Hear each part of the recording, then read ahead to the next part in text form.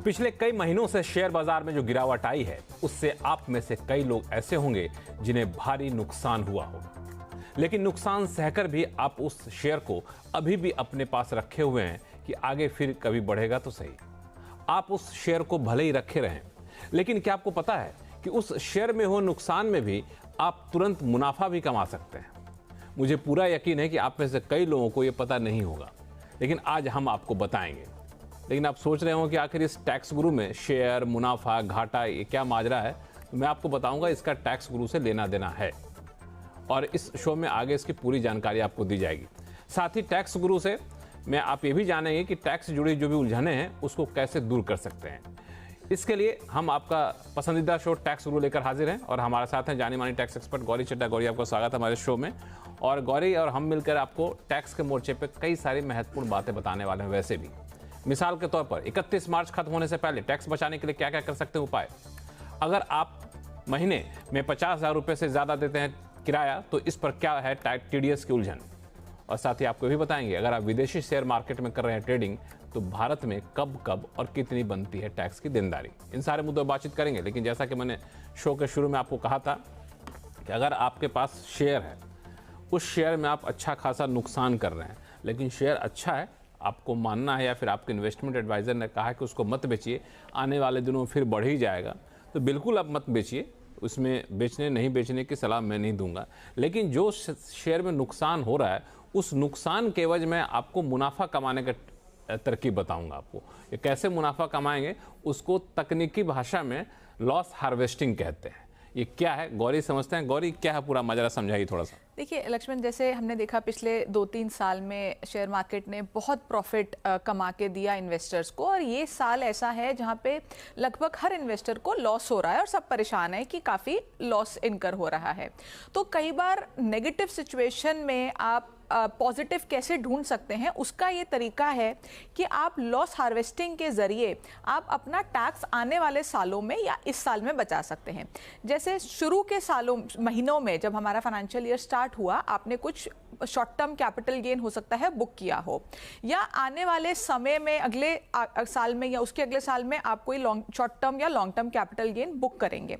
तो अभी जो आपका पोर्टफोलियो नेगेटिव है, जो शेयर्स आपके फंडामेंटली आपको लगता है स्ट्रॉन्ग है, जैसे आपने कहा हम सलाह नहीं देंगे आपको क्या रखना है और क्या बेचना है, जो शेयर्स आपको रखने हैं उनको एक बारी के लिए आप बेच दीजिए, अपनी बुक्स में उसका लॉस बुक कर लीजिए। यानी कि आज बेचा और कल आप उसको खरीद लीजिए, या एक दिन पहले उतनी ही क्वांटिटी खरीद के आज आप उसको बेच दीजिए। तो इससे होगा क्या कि आपके बुक्स में तो लॉस आ जाएगा, लेकिन वो एक्चुअल लॉस नहीं है, क्योंकि आपने उतनी ही क्वांटिटी दोबारा खरीद ली है। अब ये जो लॉस आपने इनकर किया है, ये आप अपने जो शुरू के महीनों का शॉर्ट टर्म कैपिटल गेन है उससे एडजस्ट कर सकते हैं।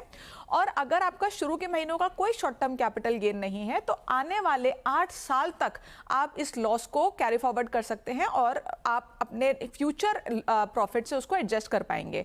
तो ये साल आपको यूज करना चाहिए लॉसेस बुक करने के लिए। और इसी के साथ साथ लक्ष्मण, टैक्स हार्वेस्टिंग का भी टैक्स हार्वेस्टिंग पे मैं आऊंगा आपके पास, लेकिन मुझे समझाइए थोड़ा सा और सिंपल भाषा में कि मान लिया जाए मेरे पोर्टफोलियो में 5 शेयर है और पांचों शेयर अच्छे शेयर हैं, उसको मैं रखना चाहता हूं, लेकिन अभी की स्थिति ये है कि अभी वो पांचों शेयर मिल करके हमें 1 लाख का नुकसान दिखा रहे हैं। PNL में माइनस में 1 लाख रुपए दिखा रहा है। तो मैं क्या करूं, उस पांचों शेयर को बेच दूं और 1 लाख रुपए के लॉस को बुक कर लूं मैं, और फिर हमें चूंकि शेयर रखना है, तो जब पैसे आ जाएंगे, ट्रांजैक्शन पूरा हो जाएगा, तो फिर उस पांचों शेयर को खरीद लूं।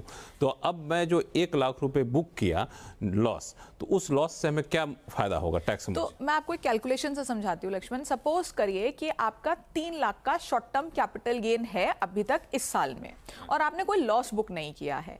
अब आप 1.5 लाख का लॉस बुक कर लेते हैं, या 1 लाख का ले लेते हैं, आपने 1 लाख का मेंशन किया, 1 लाख का लॉस बुक कर लेते हैं। तो हमारा 3 लाख का गेन माइनस 1 लाख का लॉस, आपको टैक्स देना है सिर्फ 2 लाख पे।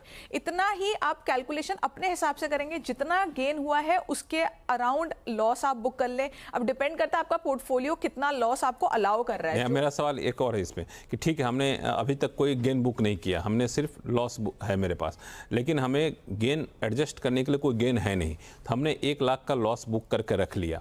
अब वो लॉस हमें आगे चल के मान ली किसी भी तरह का कैपिटल गेंस हो रहा है, चाहे घर बेचने से हो रहा है या शेयर बेचने से हो रहा है, तो हम उसके अगेंस्ट उसको एडजस्ट कर सकते हैं? बिल्कुल कर सकते हैं। जो आपका शॉर्ट टर्म कैपिटल लॉस आपने बुक किया है उसको आप, या लॉन्ग टर्म भी आप अगर बुक करा है, अगले 8 साल तक आप उसको कैरी फॉरवर्ड कर सकते हैं। बिल्कुल। तो आने वाले सालों में कभी ना कभी तो शेयर मार्केट ऊपर जाएगी, आपको मुनाफा होगा, आप 8 साल में जब भी प्रॉफिट बुक करेंगे आप उसको एडजस्ट कर पाएंगे। ये सिर्फ शेयर के अगेंस्ट बुक कर सकते हैं या फिर हाउसिंग या किसी और कैपिटल गेन्स के अगेंस्ट बुक कर उसमें भी कर सकते हैं। आप शॉर्ट टर्म कैपिटल गेन को शॉर्ट और लॉन्ग दोनों के साथ एडजस्ट कर सकते हैं। लॉन्ग टर्म कैपिटल लॉस को सिर्फ long term across asset class, आप गोल्ड में अगर लॉस हो रहा है उसमें भी कर सकते हैं, प्रॉपर्टी में हो रहा है उसमें भी कर सकते हैं, किसी भी एसेट क्लास में, बस कैटेगरी लॉन्ग और शॉर्ट की जो एडजस्टमेंट है वो सही होनी चाहिए। लॉन्ग है तो सिर्फ लॉन्ग में जाएगा, शॉर्ट है तो शॉर्ट लॉन्ग दोनों में जाएगा। आप शेयर से बुक कर रहे हैं तो आप किसी भी कैटेगरी में घर से आपको मुनाफा हो उसके अगेंस्ट बुक कर सकते हैं, और एक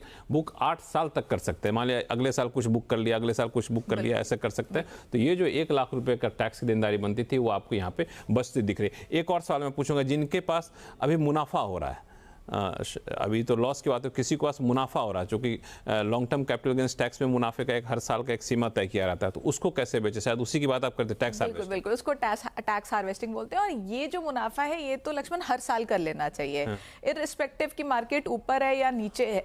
आपको जो भी लॉन्ग टर्म कैपिटल गेन हो रहा है शेयर्स में, उसमें आप इस तरह से अपनी बुकिंग कीजिए कि आपका जो लॉन्ग टर्म कैपिटल गेन है वो 1.25 लाख इस साल के लिए जो लिमिट है, इससे पहले ये 1 लाख की लिमिट थी, बजट में बढ़ा के इसको 1.25 किया गया। तो अभी के लिए आप 1.25 का जो गेन है उसको बुक कर लीजिए, और आने वाले सालों में जैसे जैसे ये लिमिट जब भी बढ़ेगी उतना जो गेन है आपको हर साल बुक कर लेना चाहिए। क्योंकि जब आप अल्टीमेटली इस को बेचेंगे, इस शेयर को, या आपने कभी कोई इन्वेस्टमेंट के और इन्वेस्टमेंट करनी है, बेचा, तो उस टाइम पे आपकी टैक्स लायबिलिटी बहुत कम होगी, क्योंकि आप हर साल 1.25 लाख का कैपिटल गेन बुक करते आ रहे हैं जिसपे आपने कोई भी टैक्स नहीं दिया है, और वो आपका कॉस्ट ऑफ एक्विजिशन में ऐड हो जाएगा। तो जब आप एक्चुअल में बेचेंगे तो उस पर टैक्स लगेगा नहीं। तो आप 1.25 लाख का जो गेन है उसको बुक करते रहिए हर साल, तो अच्छा हुआ। तो अभी भी देख लीजिए कहीं आपको मुनाफा हो रहा है, वैसे मुनाफा की गुंजाइश कम दिख रही है आज की हालत में, लेकिन हो रहा है लॉन्ग टर्म में, तो आप उसको बुक कर लीजिए ताकि इस पर आपको टैक्स की देनदारी कम हो जाएगी, और फिर आगे उस शेयर को खरीदना चाहे तो खरीद लीजिए। ये है पूरी सलाह, लेकिन बहुत इंटरेस्टिंग है, इसको देखिएगा कैसे आप इंप्लीमेंट कर सकते हैं। लेकिन इस बीच कई सारे कॉलर हमारे साथ जुड़ चुके हैं। बेंगलुरु से कमल मिश्रा साहब जुड़े हुए हैं। कमल साहब नमस्कार। नमस्कार सर। बताएं क्या सवाल आपके पास? गौरी हमारे साथ हैं, टैक्स गुरु। ओके गौरी जी नमस्कार। मेरा क्वेश्चन है कि इंटरिम बजट में अगर आप जब कैपिटल गेन्स के रेट चेंज किए गए थे, शॉर्ट टर्म को 15 से 20 किया गया था और लॉन्ग टर्म को 10 से 12.5 किया गया था, तो अगर मेरा जैसे प्रॉफिट 23 जुलाई से पहले का है 10 लाख रुपए जो शॉर्ट टर्म है, उसमें मेरा 1.5 लाख का टैक्स बनता है 15% के हिसाब से, और 23 जुलाई के बाद से मेरा जैसे 8 लाख रुपए का लॉस है, अगर मैं उसको 20% के हिसाब से देखूं तो उसमें 1.6 लाख होता है। तो आप 10 लाख मैंने प्रॉफिट बुक किया, 8 लाख मैंने लॉस बुक किया 23 के बाद, बट मुझे टैक्स नहीं देना पड़ रहा है, जो कि मुझे ठीक नहीं लग रहा है कि शायद ये गलत कैलकुलेशन है। तो मैं ये कैलकुलेशन जानना चाहूंगा कि जुलाई से पहले के प्रॉफिट बुक और जुलाई के बाद का लॉस बुक को कैसे एडजस्ट किया जा सकता है। देखिए, इसमें डेफिनेटली आपका डाउट सही है, क्योंकि इसमें आपका फ़ायदा हो रहा है और आपको लग रहा है कि सरकार आपका फ़ायदा कैसे दे रही है इस सिचुएशन में, बट ऐसा ही है। जो आप कर रहे हैं, जो आप सोच रहे हैं वो बिल्कुल ठीक है। जो आपका 23 जुलाई से पहले के प्रॉफिट या गेन है वो 15% पे हैं, उसके बाद आपके 20% में हैं। लेकिन जब हम इनकम टैक्स रिटर्न भरेंगे तो हम पूरे साल को एक बना के देखेंगे। उसमें हम ये नहीं देख सकते कि पहले का प्रॉफिट और पहले का लॉस एडजस्ट एक अलग से होगा और 23 जुलाई के बाद का प्रॉफिट लॉस अलग एडजस्ट होगा। जो सेट ऑफ की एडजस्टमेंट है वो तो कंबाइंड ही होगी। तो इसमें जो आपने कैलकुलेशन की है वो ठीक है, और आपका इसमें टैक्स बच रहा है बिकॉज ऑफ ये जो आपकी 23 की डेट बीच में आ गई और इसमें चेंजेस आ गए। लेकिन आपको इसमें डरने की कोई ज़रूरत नहीं है। हालांकि इसमें अगर बाद में कभी कोई नोटिफिकेशन आती है कि इसमें एडजस्टमेंट नहीं हो पाएगी तो एक अलग सिचुएशन होगी, बट आज की डेट में ऐसा नहीं है। आपको एडजस्टमेंट मिलेगी और आप अपनी इनकम टैक्स रिटर्न में अपना टैक्स इसको सेट ऑफ करके बचा सकते हैं। कमल जी, कंफ्यूजन तो नहीं? अब सर एक सिर्फ कंफ्यूजन था कि जैसे नंबर जो मैंने बताया कि प्रॉफिट 10 लाख का हुआ है, लॉस 8 लाख का हुआ है, तो अगर मैं एडजस्ट करूं तो दिखाएगा कि मुझे 2 लाख का प्रॉफिट है, तो अब ये 2 लाख पे मुझे 15% देने हैं या 20% देने हैं? तो आपका जो 2 लाख का प्रॉफिट है, पहले 10 लाख का प्रॉफिट अगर आपका 23 जुलाई से पहले का पूरा 10 लाख आपने बताया, तो आपका पूरा ही 10% पे है। तो जब आप अपना डेट वाइज देखेंगे कि आपका 23 जुलाई से पहले जा रहा है, तो आपका 15% में होगा। बट अगर आपका ये 10 लाख का प्रॉफिट ऐसा है कि 5 लाख सपोज करिए 23 जुलाई से पहले है और 5 लाख 23 जुलाई के बाद है, तो आपका पहले 5 लाख वाला एडजस्ट होगा, फिर आगे 3 लाख, जो बचेगा 2 लाख वो 23 के बाद जाएगा, तो उस केस में 20% लगेगा। बट क्योंकि आपने कहा कि 23 से पहले का है 10 लाख का प्रॉफिट, तो आपका 15% ही टैक्स लगेगा। चलिए, मैं उम्मीद करता हूं कि आपके अब सारे कंफ्यूजन दूर हो गए होंगे। इस बीच चलते हैं प्रयागराज, जहां से अशोक गुप्ता जी हमारे साथ फोन लाइन पर जुड़ चुके हैं। अशोक जी नमस्कार। नमस्कार जी। बताएं क्या उलझन है आपकी? मेरा एक एचयूएफ कई वर्षों से चल रहा है, जिसमें मैं और मेरी वाइफ और 3 डॉटर्स हैं, वो मेंबर हैं। तो मुझको ये जानकारी चाहिए कि मेरे बाद कौन करता होगा और क्या एचयूएफ रन करेगा, और इनकम टैक्स में इसके लिए कोई गाइडलाइंस है क्या, और बैंक किसको करता एक्सेप्ट करेगा, ये बड़ा कंफ्यूजन है, बैंक वाले कह रहे हैं।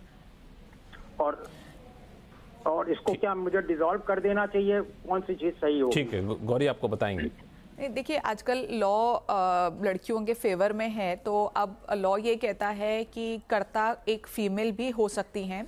तो जो हम आपकी एचयूएफ की बात कर रहे हैं, जिसमें आप अभी करता हैं, आपके बाद कोई मेल मेंबर आपकी फैमिली में नहीं है, तो आपकी वाइफ है और आपकी डॉटर्स हैं। तो आपकी वाइफ जो हैं वो एचयूएफ की मेंबर हैं, लेकिन जो आपकी डॉटर्स हैं वो को पार्टनर हैं। तो जो भी एल्डेस्ट फीमेल या मेल, जो भी एल्डेस्ट होता है वो कर्ता बनता है। तो आपकी जो एल्डेस्ट डॉटर है को पार्टनर, वो उस एचयूएफ की को पार्टनर, वो उस एचयूएफ की कर्ता बनेंगी। जो आपकी वाइफ है वो कर्ता नहीं बन पाएंगी, क्योंकि वो को पार्टनर नहीं है।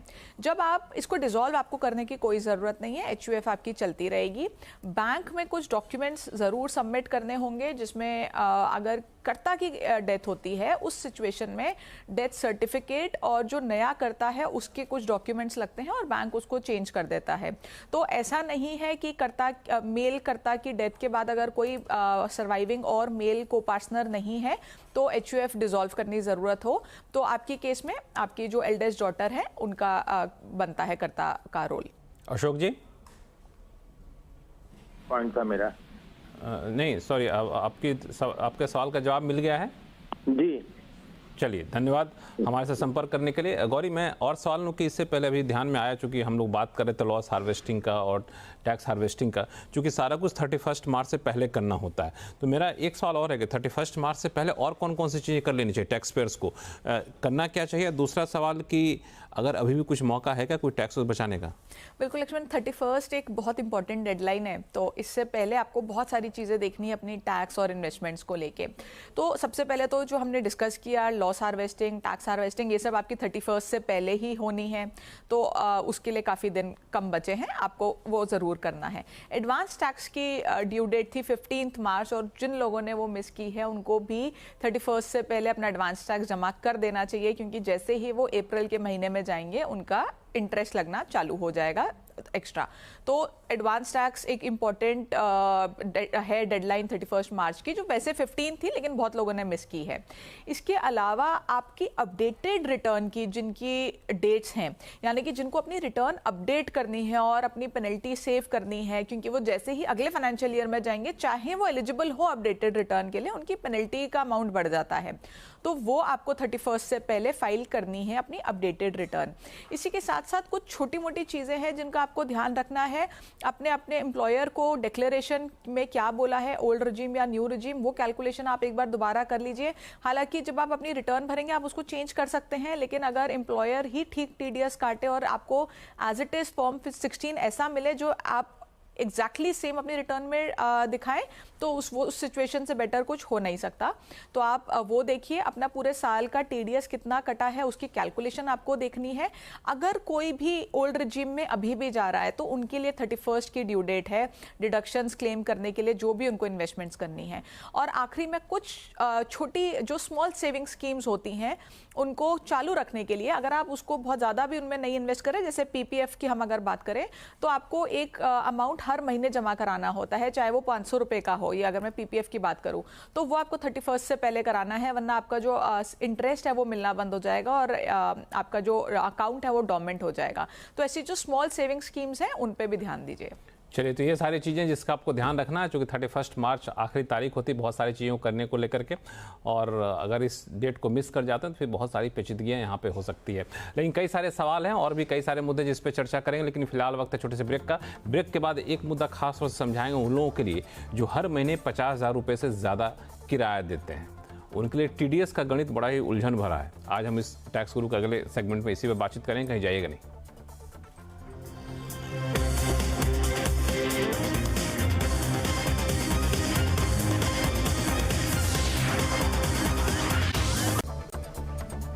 ब्रेक के बाद एक बार फिर से आपका स्वागत है। आप देख रहे हैं टैक्स गुरु और हमारे साथ हैं टैक्स से जुड़े सारे सवालों का जवाब देने के लिए जाने मानी टैक्स एक्सपर्ट गौरी चड्ढा। गौरी, लोगों के सवाल, लेकिन एक मुद्दा जो कि बात 31 की चली रही है, तो टीडीएस को लेकर के खासतौर से वो लोग जो कि किराया देते हैं 50,000 रुपये से ज़्यादा किराया देते हैं, तो उसमें टीडीएस को लेकर बड़ा कन्फ्यूजन रहता है। क्या है पूरा मामला, समझाइए थोड़ा सा। लक्ष्मण, मुझे लगता है कि बहुत से लोगों को ये पता भी शायद नहीं है कि अगर आप एक इंडिविजुअल हैं और आप जिस घर में रह रहे हैं उसका किराया महीने का 50,000 से ज़्यादा है तो आपको टीडीएस काटना है।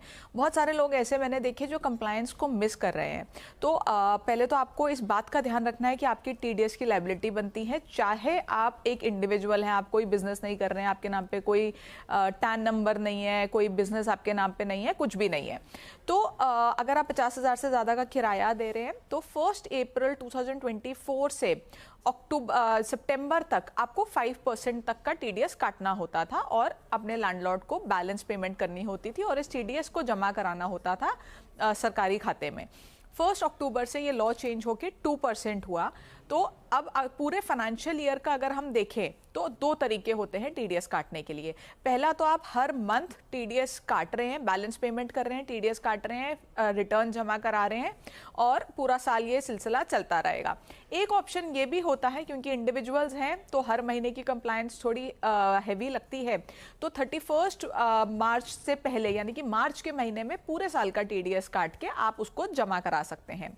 तो ज़्यादातर लोग जो ये कंप्लायंस करते हैं वो मार्च के महीने में पूरा का पूरा टीडीएस काट लेते हैं। तो यानी कि जब आप मार्च की पेमेंट करेंगे, आपका जो टीडीएस है पूरे साल का काटेंगे और बैलेंस पेमेंट अपने लैंडलॉर्ड को करेंगे और इस टीडीएस को आपको 30 अप्रैल से पहले रिटर्न कम फॉर्म जो चालान होता है उसमें जमा करा के अपने लैंडलॉर्ड को फॉर्म देना है।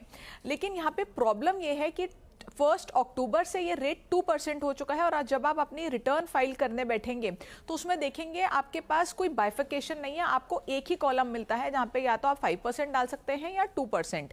तो यहाँ पे कैच ये है कि अगर आप मार्च के महीने में एक साथ टीडीएस काट रहे हैं तो उस टाइम पे जो लॉ कहता है वो 2% कहता है, तो आपको पूरे साल में 2% काटना है। लेकिन अगर आप पूरे हर महीने का अलग अलग काट रहे थे तो सितंबर तक 5% काटना है और अक्टूबर से 2%। और जिन लोगों ने साल के बीच में घर छोड़ा है उनके लिए जिस महीने में घर छोड़ा है उसके बाद आपको जमा कराना था, डिपेंडिंग अपॉन कि उस टाइम पे रेट 5% था या 2% था।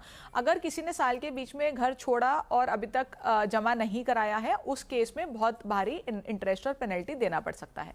तो ये ध्यान रखिए, अगर आप 50,000 रुपये से ज़्यादा किराया देते हैं, 50,000 या 50,000 से ज़्यादा, 50,000 से ज़्यादा, 50,000 से ज़्यादा किराया देते हैं तो फिर आपको ये ध्यान। लेकिन जो 50,000 से ज़्यादा किराया देते हैं, लेकिन कई लोग किराए में मेंटेनेंस चार्ज इंक्लूड करते हैं, कई लोग नहीं करते हैं, तो 50,000 का कैलकुलेशन कैसे करते हैं? वो सब कुछ इंक्लूड आपका होगा। आपका अगर 45 का किराया है, ऊपर मेंटेनेंस है 10,000, तो 55 लिया जाएगा, आपका टीडीएस कटेगा। टीडीएस कटेगा, तो इसका ध्यान रखिएगा, ये बहुत ही इंपॉर्टेंट जानकारी है। इस बीच बेंगलुरु से सुनीता खंडेलवाल जी हमारे साथ जुड़ गई हैं। सुनीता जी नमस्कार, आवाज आ रही है मेरी? सुनीता जी मेरी आवाज आ रही है आपको? हाँ आ रही है। नमस्कार जी नमस्कार, बताएं क्या सवाल आपके पास? हाँ, मेरा सवाल ये है कि मैं एक रेगुलर टैक्स पेयर हूँ, लेकिन मेरा 2008 से 2012 तक के बीच का जो ये ईयर्स हैं उसमें मेरा टीडीएस का रिफंड नहीं मिला, जो कि लगभग 1 लाख से ऊपर है। 1.25 लाख के करीब जो मेरा टीडीएस बनता है वो रिफंड नहीं मिला। और उसका कारण ये भी हो सकता है कि पहले ऑफलाइन इनका वो आता था और मेरे हस्बैंड की ट्रांसफरेबल जॉब होने की वजह से वो हम लोग को बीच में कुछ मिस हो गया है, तो अब उसको हम कैसे क्लेम कर सकते हैं दोबारा? तो आपने उस टाइम पे रिटर्न फाइल की थी या रिटर्न ही नहीं फाइल हुई? Return every year return file कर रहे हैं। ठीक है, तो देखिए 2008 से 12 तक का टीडीएस का रिफंड नहीं मिला है। ठीक है, तो बेसिकली आपकी रिटर्न फाइल हुई है और आपका टीडीएस जो है वो रिफंड बनता था। तो इस केस में आप ग्रीवियंस रेज कर लीजिए और आप एक बार देखिए रिफंड आपका ऑनलाइन दिखा रहा है री इशू में, क्योंकि जो रिफंड आपका बनता था गवर्नमेंट ने देना था और वो किसी वजह से क्रेडिट नहीं हो पाया, उसका कारण आपको नहीं पता कि क्या है, अगर तो उसको आप री इशू में डालिए, अपनी बैंक डिटेल्स नहीं डालिए, उसको अकाउंट को वैलिडेट कीजिए और रिफंड री इशू की एक रिक्वेस्ट डालिए। अगर ऑनलाइन ये रिक्वेस्ट नहीं जा पा रही है तो अपने असेसिंग ऑफिसर के पास जाके आप एक रिटर्न एप्लीकेशन दे दीजिए। हालांकि ये बात मैं सिर्फ तब बोल रही हूँ जब आपने रिटर्न भरी थी और सब कुछ ठीक था, आपका रिफंड बनता था। अगर आपकी रिटर्न बाय चांस मिस हुई है तो इतनी पुरानी रिटर्न का कुछ नहीं हो सकता और उसमें कॉन्डोनेशन भी नहीं जा पाएगी, क्योंकि वो कॉन्डोनेशन भी तब फाइल हो सकती है जब टाइम लिमिट के अंदर रेंज हो और दूसरा कोई बहुत ही जेन्युइन हार्डशिप हो एसएससी पे, अगर उनको रिफंड ना दिया जाए। आपका वैसा केस नहीं लग रहा है तो, और लेकिन मैं मान के चल रही हूँ कि आपकी रिटर्न ठीक फाइल थी, रिफंड आपका बनता था, तो आप रीइशू की रिक्वेस्ट डाल सकते हैं। रीइशू की रिक्वेस्ट डालिए, फिर भी अगर नहीं आता तो संपर्क करिएगा टैक्स गुरु से, हम लोग फिर कोई और रास्ता आपको बताएंगे। इस पे चलते हैं झांसी, जहाँ से स्वामी आनंद सुमरियन हमारे साथ जुड़े हुए हैं। बताएं क्या सवाल आपके पास? हाँ लक्ष्मण जी, मैं ये पूछना चाह रहा था, मैं अमेरिका की जो ब्रोकरेज फर्म है उसके साथ ट्रेडिंग करना चाहता हूँ, तो वहाँ से जो प्रॉफिट मिलेगा मुझे उसे यहाँ लाने के लिए मुझे क्या करना होगा? अपने अकाउंट में ट्रांसफर कराने के लिए क्या कर सकते हैं? यहाँ लाने के लिए क्या करना होगा? जो प्रॉफिट कमाएंगे उसको अपने अकाउंट में अगर ट्रांसफर करते हैं, जाहिर तौर पे इनके अकाउंट में आएगा प्रॉफिट, तो फिर उसके लिए क्या मतलब उसकी टैक्स लायबिलिटी इंडिया में क्या होगी, आप ये पूछना चाहते हैं?